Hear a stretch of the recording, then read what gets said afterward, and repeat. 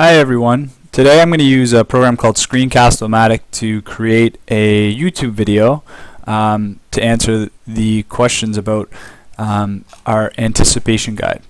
So before watching, we were asked to read through these statements and see if any of them applied.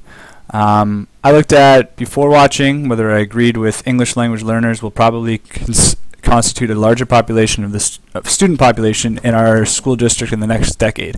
Well, because I'm in Hong Kong, that already exists. So probably about 70 to 80% of our students are ESL learners or ELLs. So I would agree with that statement.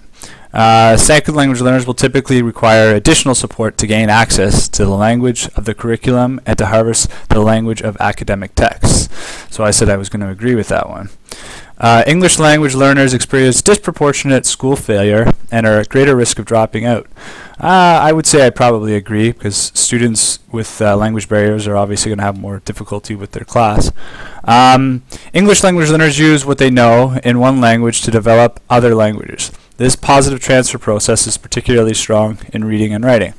And I said agree. Teachers in English language schools in Ontario are generally well prepared to teach students whose first language is other than English.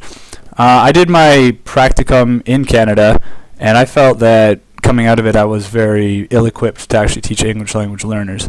But coming overseas, I've felt like I've gained a lot, but I still had a lot more to learn.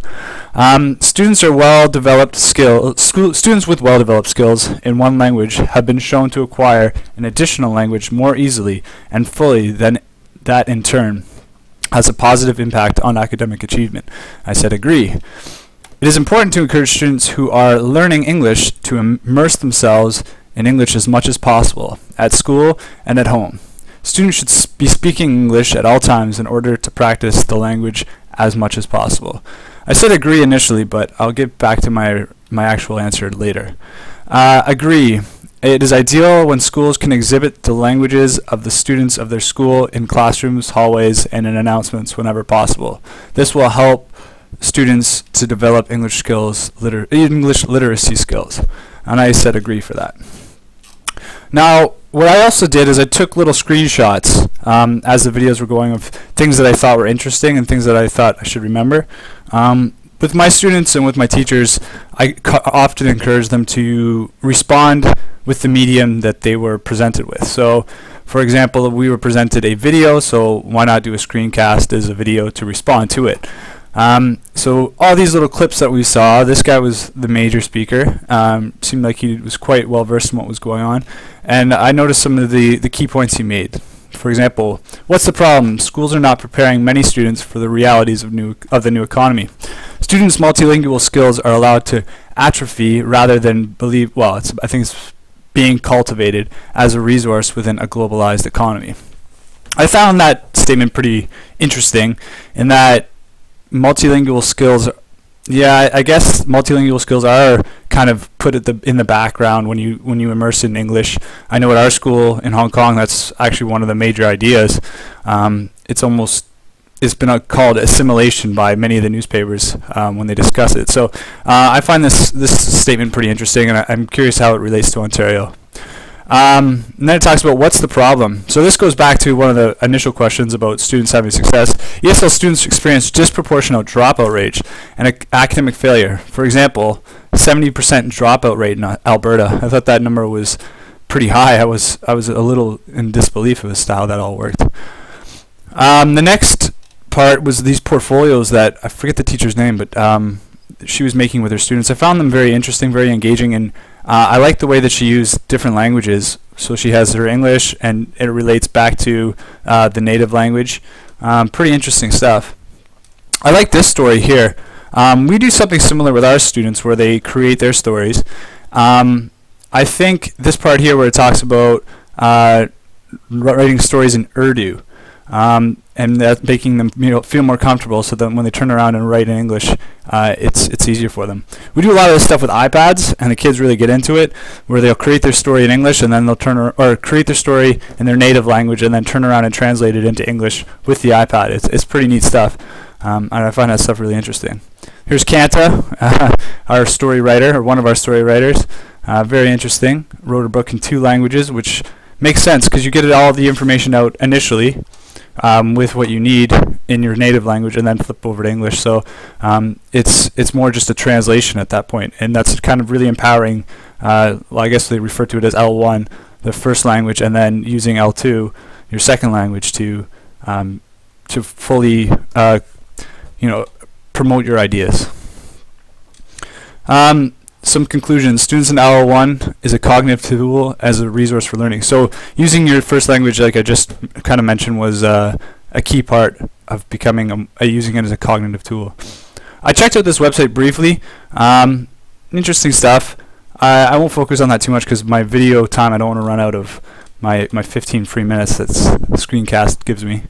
What image of the child are we sketching in our instruction? Capable of becoming bilingual and biliterate. I find this stuff really interesting because it also applies to tech, because at our school what we do is we're immersing students not only in English, we're also immersing them in technology and trying to figure out that blend of how one fits with the other and how to make them both work and how to really promote both. What image of your child are we sketching in our instruction? Capable of higher order thinking and intellectual accomplishments. That to me is a really key point. We really promote at our school that students, for example, use something like Screencast-O-Matic and then discuss the idea of how this all relates to their native language and how can they integrate this technology to define their higher level thinking and communicate their ideas. What image of your child are we sketching in our instruction? Capable of creative and imaginative thinking. I think hopefully most schools are doing that, but it is more difficult than it sounds. And that little story about the crayons and putting the 4th grade student into a corner and asking her to draw with crayons is pretty disappointing. Capable of creating literature and art. I hope that would be an ideal. And I don't know how much we do that. I know our school, especially the art side of things, I feel like our art program lacks a lot. And I'd like to see that promoted more, especially for our ESL learners. What image of the child capable of generating new knowledge? That is a key to here, is that you have to be able to communicate with all sorts of different mediums, whether it be technology, whether it be with English, whether it be with your native language. You have to be able to use all of them. Capable of thinking about and finding solutions to social issues. Wow, that's a very broad topic, but it is an important one because students have to be able to integrate into their own society. I really like this conclusion here, the development of academic expertise and then breaking it down in a little bit more. Teacher-student interactions, maximum cognitive engagement, maximum identity investment. What a powerful little idea that is. And breaking that down even more, focusing on meaning, making input comprehensible, developing critical literacy. Those are all very difficult goals, and it sounds quite like the speaker said, kind of like a utopia more than a school, but it definitely is a goal to strive for. Focus on language, awareness of language forms and uses, critical analysis of language forms and uses. That's a tough statement to think about too. How does somebody become aware of language forms and critical of it? I don't know. That to me, I would like a little more information on it. If somebody would like to really define that for me, I'd be quite interested. And focus on using language to generate new knowledge, create literature and art, act on social realities.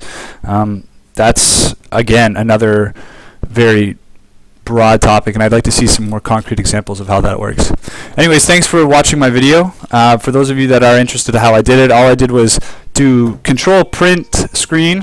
Well, I'd pause the video, control print screen, take a shot of whatever it is I wanted to have, put it in this Word document, and then saved it for the next time I was going to go look at it later. It's a really easy process. There are lots of other cool programs that you could use. You don't have to use Office. If you have an iPad, I would recommend trying to download Explain Everything.